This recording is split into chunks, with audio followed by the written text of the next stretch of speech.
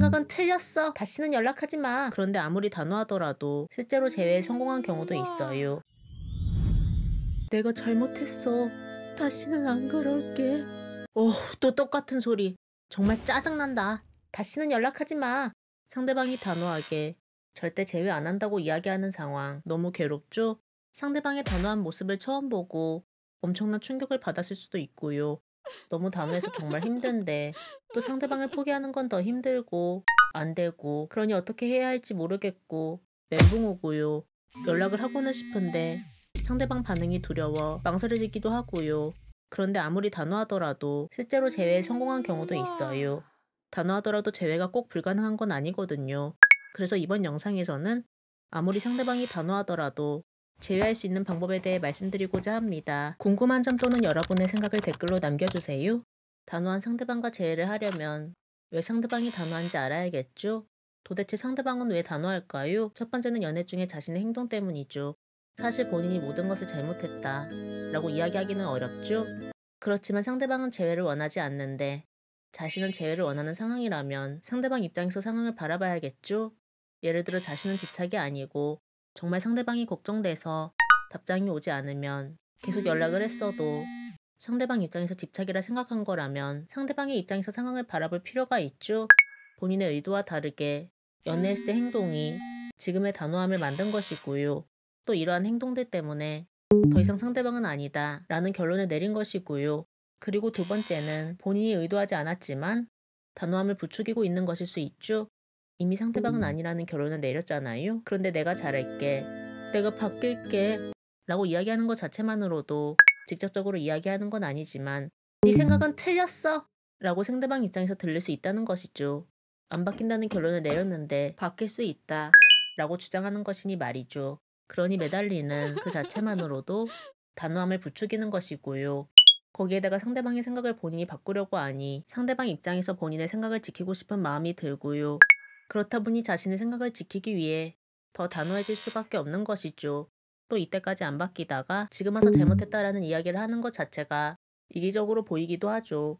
결국 자기 아쉬울 때 되니 달라지겠다고 하니깐요. 이런 부분 때문에 진정성도 없어 보이고요. 또는 본인도 마음은 남아있는데 더 이상 만날 수 없는 상황이라고 판단했다면 오히려 이런 마음 때문에 자신이 괴로우니 단호하게 끊어내려고 하는 것일 수 있고요. 그런데 상대방이 이렇게 단호할 때 어떻게 해야 제외할 수 있을까요? 첫 번째는 상대방과 계속 대화를 하고 있는 경우가 있죠. 헤어지고 나서 물건을 정리해야 한다던가 같은 이유로 말이죠. 이럴 때 더 이상 매달리지 말고 아름다운 마무리를 하셨으면 좋겠습니다. 그리고 상대방의 감정에 공감할 수 있다면 상대방의 감정에 공감 또한 해주셨으면 좋겠어요. 그래, 나 같아도 헤어질 것 같아. 나 때문에 고생 많았다는 식으로 말이죠. 아름다운 마무리를 했을 때 상대방의 생각이 오히려 바뀔 수 있어요. 도저히 바뀔 수 없고 우리는 안 된다 라고 생각하며 단호했어도 막상 상대방이 다르게 나오니 만날 수 있는 이유를 본인이 만들 수 있고요. 또 공감하며 자신 편들어주니 그 단호함이 녹여지기도 하고요.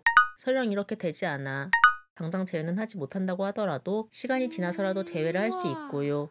물론 매달리고 싶고 바뀌겠다라고 이야기하고 싶겠지만 그렇게 해서 되었다면 상대방이 그렇게 단호하지는 않을 거거든요. 지금 매달리는 것 자체가 상대방 입장에서 불편할 뿐이고 상황만 더 악화시킬 수 있죠. 두 번째는 현재 연락을 하고 있지 않고 또 상대방이 단호하게 이야기한 직후라면 지금 당장은 연락하지 말고 시간을 가지셨으면 좋겠어요. 그리고 아름다운 마무리를 한 경우 또한 재회에 대한 이야기를 하기 위해서는 당연히 시간을 가져야 하고요. 물론 시간 가지는 거 조마조마하고 불안하고 힘들죠. 하루가 일주일 같고 처음에는 시간 가져야지 했다가 결국 포기하게 되는 경우도 있고요. 그렇지만 아무리 힘들더라도 시간을 가지는 게 본인한테 훨씬 더 유리하거든요. 매달리고 있으면 상대방이 후폭풍을 느끼기도 힘들고요. 늘 언제든지 볼 수 있는 사람이라고 생각하니 이별의 아픔이 덜하고 또 더 질리기 때문이죠. 그렇다면 시간을 얼마나 가져야 할까요? 10일 정도에서 길면 2달까지도 시간을 가져야 할 수 있고요. 사실 시간을 얼마나 가져야 하는지는 단원 정도에 따라 다를 수 있어요. 또 문제의 심각성에 따라서도 다를 수 있고요. 시간 가진 뒤에 상대방에게 연락할 때는 당연히 재회에 대한 이야기보다는 부담 없는 내용으로 연락을 시작해야겠죠? 예를 들어 우리가 헤어진 건 맞지만 그래도 어떻게 지내는지 궁금해서 연락해봤어 라는 식으로 말이죠. 시청자님들 꼭 제외 성공하셨으면 좋겠습니다. 오늘의 영상은 여기서 마무리하겠습니다. 다음 영상에서 뵐게요. 사연 신청은 카톡 또는 댓글로 부탁드려요. 구독과 좋아요는 영상 제작에 큰 도움이 됩니다. 구독과 좋아요는 영상 제작에 큰 도움이 됩니다.